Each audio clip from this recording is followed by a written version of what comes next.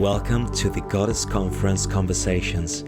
In this space, we will connect with interesting personalities, presenters and artists from our international community and chat about the upcoming conference's topics and themes. It is my very, very great pleasure to have with me Jhenah all the way from New York.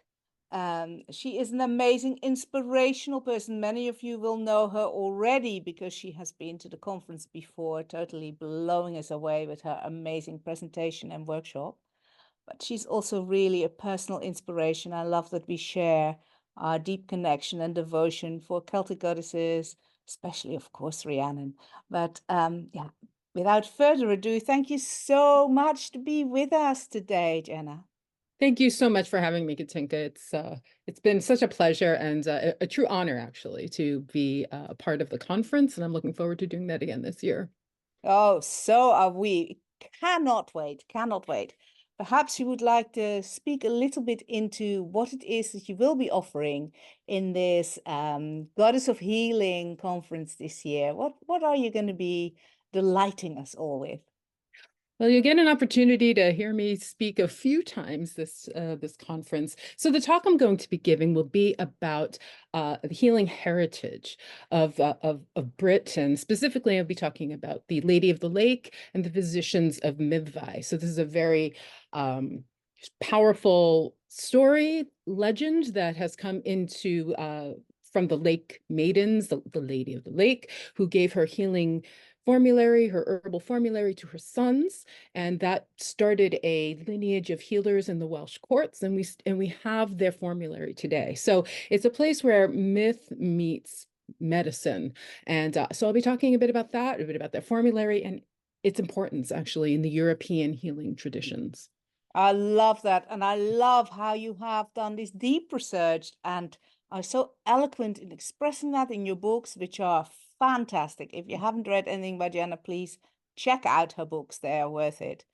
And it's amazing you're bringing this because as the ceremonialist this year are also working with the Whale Maidens and that Avalonian mythology. So synchronous. It's fantastic, fantastic. So Jhenah, you are also offering a fringe workshop for the conference, which are in the days before the actual full program of the conference, a brilliant opportunity for people to come and have a longer time, a whole day with their beloved teachers or inspirational people that they're following. But also, if you can't make it to the conference, and you could still make it to the fringe, what a perfect opportunity. Can you tell us a little bit about what you will be offering in the fringe? Thank you. Yes, so I'll be doing the Ninefold way of Avalon, service and sovereignty. And it's a reflection of what I was talking about in terms of finding that sovereign service within us, using the paradigm of the Ninefold as a way of self-reflection and a way of coming into service. So it really is patterned after that Ninefold aspect of Avalon, and it's a way into direct relationship with it. So I do hope that people who might be interested in that priestessing path will join us for that fringe event. So thank you for that. Oh, wow. It sounds like a proper initiation into the priestess lineages of Avalon. I hope if you are listening to this, do check out the fringe events of the conference because they are golden opportunities. What a gift. Beautiful. Thank you. I'm glad to hear it. I'm looking forward to that myself. Let's see, what else am I presenting? Yes, so I'm doing also a workshop about Avalon as a place of healing, as healing the inner landscape, the reflection of that in our outer landscape, and how to harness those energies, because I do think that the purpose of spirituality is to bring us more fully into ourselves, into our wholeness, into our sovereignty. And so I'm going to be talking about some of those healing modes and paradigms that we've used in the Sisterhood of Avalon, and that I write about and that I'm happy to share at the conference. And I so appreciate that you bring that. I think it's so important, so vitally important for our collective remembering, really, these wisdom ways of Goddess. Perhaps you can share a little with us about your own connection, specifically to the Celtic goddesses that you are so deeply working with, and the Avalonian lineages that you are bringing. So I've been working with these goddesses and these energies since, gosh, like 1990. My first trip to Glastonbury was in 91. I was studying archaeology in undergrad.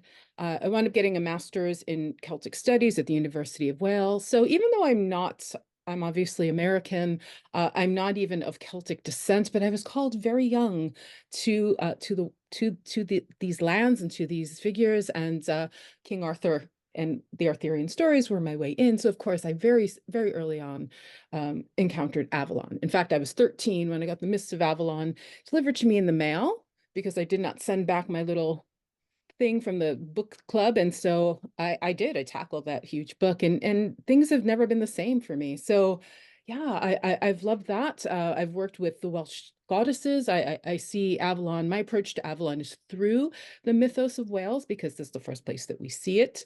It's entwined so strongly with Arthur, but it has a lineage itself that is very rooted in Celtic traditions, both on the continent and in the British Isles and Ireland. And so really been in relationship with several of these Welsh goddesses for many decades, and also seeking the Ninefold. That's one of the main things we know about Avalon, is this connection to this Ninefold sisterhood.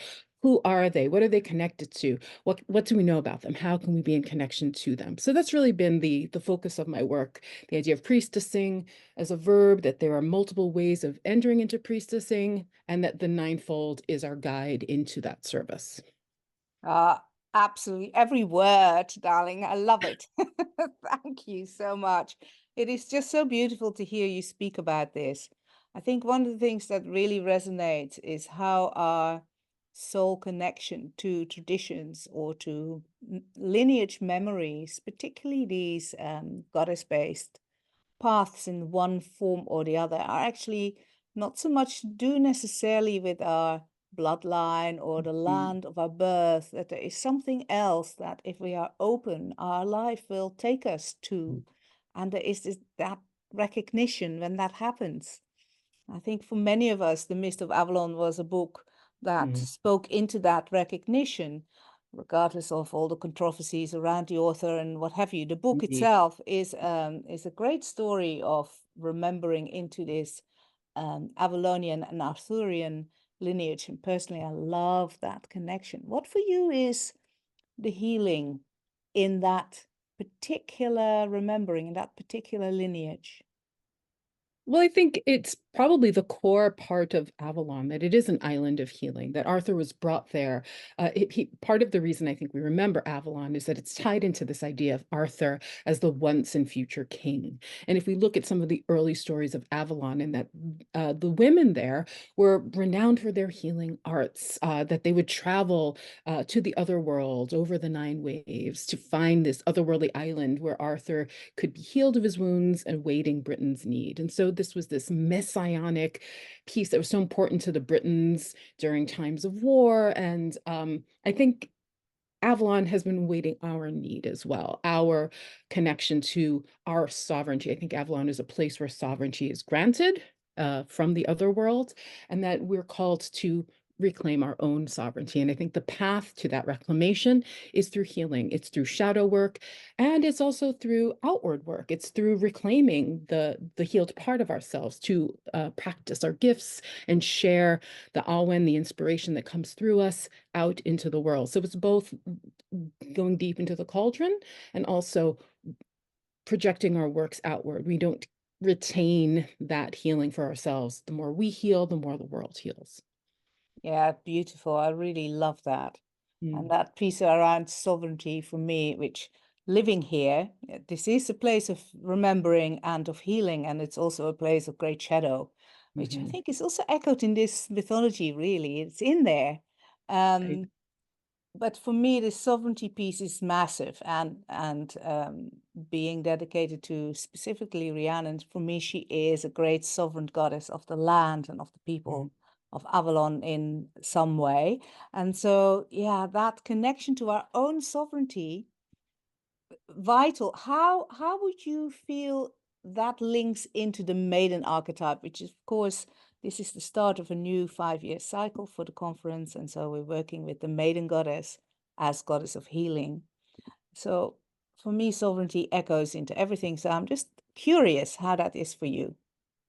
Well, there are a couple of different approaches to it. So if we look at the maiden just as herself, she's free. She doesn't have attachments to partners. She doesn't have attachment to child. She doesn't have attachment to duty. She gets to be who she is. And when we look at even the stories of the Mabinogi, which are the main, Welsh epics that we draw upon mythologically, women tend to speak more when they're not, in the narrative, when they're not connected to a man. And when they are disconnected, they speak again. So we see very, subtextually this connection with sovereignty and speech and being able to be who we are in that way. But I also think that if we look at the sovereignty myths themselves across Celtic lands, we see that when we are in right relationship with the land, when the king is in right relationship with the goddess, she appears as the maiden because there is that flow of creative force and energy that comes through her from the other world into him and through him into the land. But when he is not in right relationship, she becomes the hag again. She becomes that creative force, that energy of fertility is closed. It's no longer being given from the other world, and she becomes the hag. So she is a reflection of our relationship to our sovereignty. So that's part of where I come from when it comes to the maiden and sovereignty. That is so beautiful. I really love that. What a beautiful insight into the deeper meanings of this symbolism. Thank you so much for sharing that with us. It's really stunning. Thank you. You're welcome. Yes. Thank you. And of course, that energy of the maiden is very much of renewal, which links us always to the life, death, rebirth cycle, that veil or portal between the other world and this realm, and our relationship, like you say, our kingship to the land and to each other. So yes, we are very much looking forward to, having you speak about these amazing wisdoms that you carry, and to weave together, because this is very much part of what the conference is doing, is everybody brings their golden threads of healing and we weave something together out of it. So for you, can you speak a little bit about that weaving that you do in your own field, in all your work that you do in your circles, in your Sisterhood of Avalon, in the places where you basically hold that in your own lands?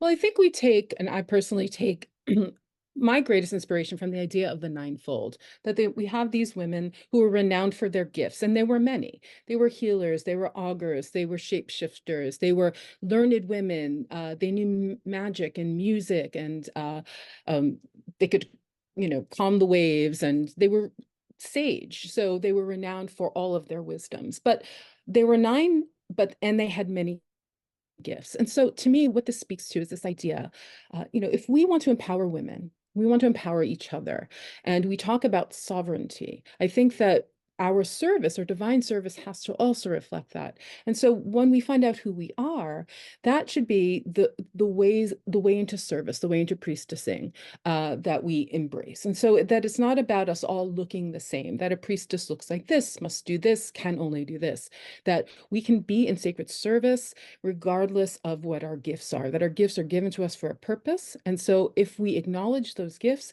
we develop them, we come into mastery in a way that we can be in service to others with them, then we weave this tapestry, because we can't all do everything. Find the thing, I like to say, because again, we work in the Welsh tradition, to go where the 𝗷𝗏 flows. And the thing that brings you joy and your passion, the thing that flows through you, that's the way you can be in service. And so it does embrace this collectivity, that we are not about a person or a high priestess or a leader, that we are in collective service, that we hold the perimeter of the circle together, and that we can take turns in who's running the route. Obviously, I'm a great boats person, so I know all of the things. But who's got the rudder, who's directing a particular thing at a particular time. But that we all have that spark of divinity within us. We all have that impetus to be in service, and that it's different for all of us, and we should celebrate that. So I think that's it. It's always been about I know for me, our tradition is about building a loom, and that it is up to the individual or the collective to build a tapestry. We build our inner tapestry to be in service. And then when we come together, we use the loom together to weave that tapestry. So it's not about any one person. I think that is core to Avalon from its very first mention from Geoffrey of Monmouth. It's about collectivity. And so that's where we come from. That's where I come from. And same, and absolutely. I think it is never about just one. And this circle work, it is a circle of equal based. That's right. And in the unique diversity of that, of course, you know, like you say. And fascinating you mentioning the loom, because we are going to be working with an actual loom, a physical loom, weaving a tapestry together, both this year, but also for the following 4. So in this 5-year cycle, we shall Oh, be I love that so much. I know. Beautiful. How fabulous is that? We must have a picture together. Oh, that's By the beautiful. loom.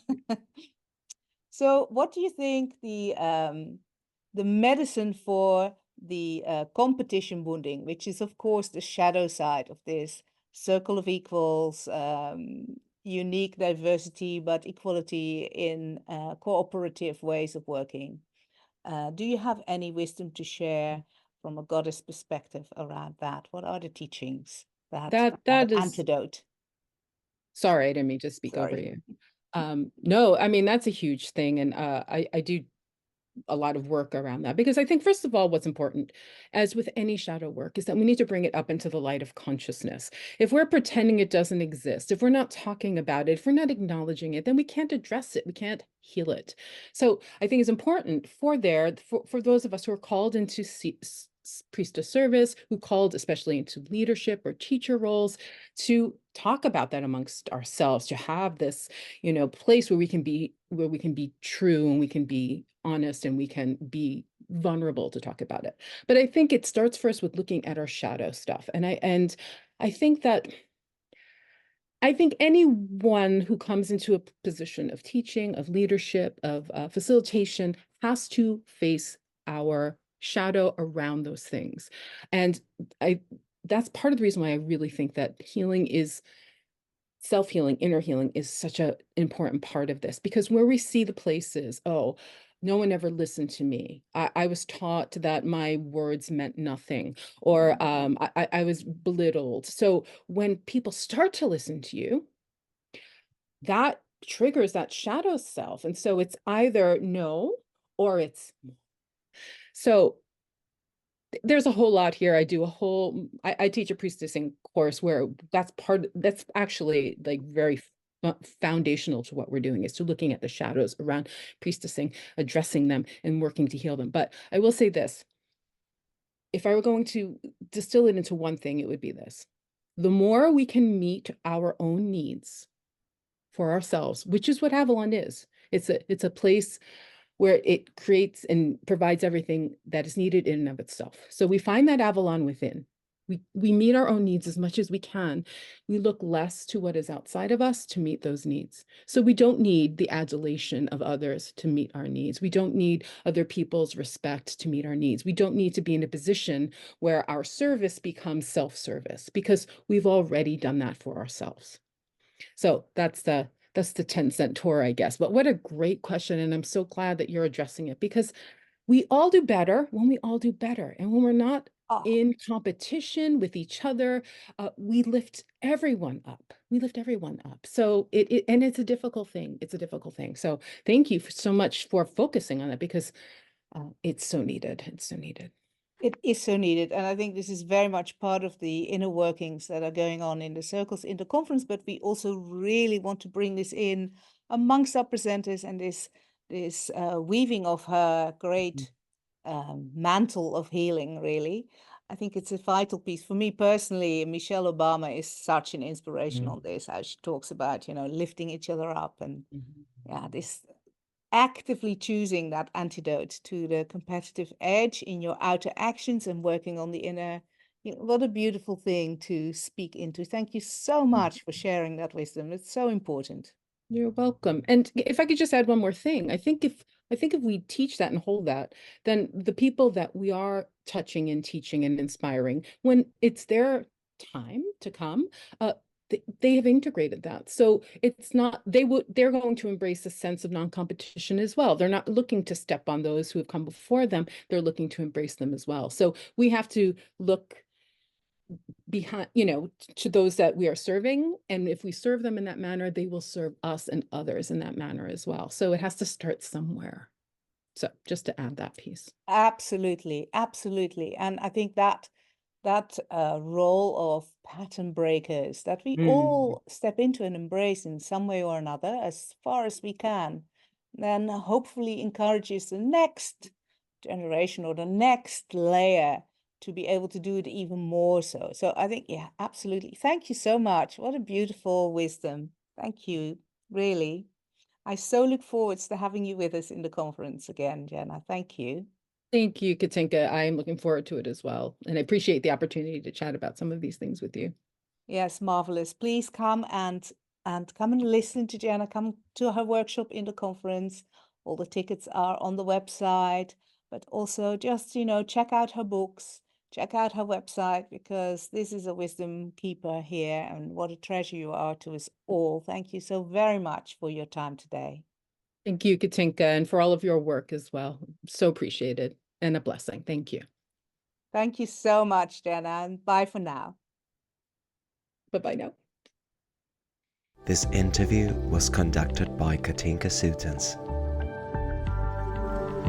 Join us this year for the 29th Glastonbury Goddess Conference, a joyful gathering of goddess-loving people, a 6 days in-person event in Glastonbury, Avalon, running from Tuesday 30th July to Sunday 4th August 2024, with the fringe events starting from Sunday 28th July.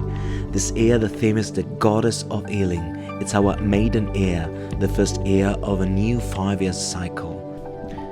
International presenters, transformative workshops and experiences, deep ceremonies on the sacred land of Avalon, community, art, fun, and love for Goddess. Let your healing journey begin this year. Join us for the Glastonbury Goddess Conference, Goddess of Healing.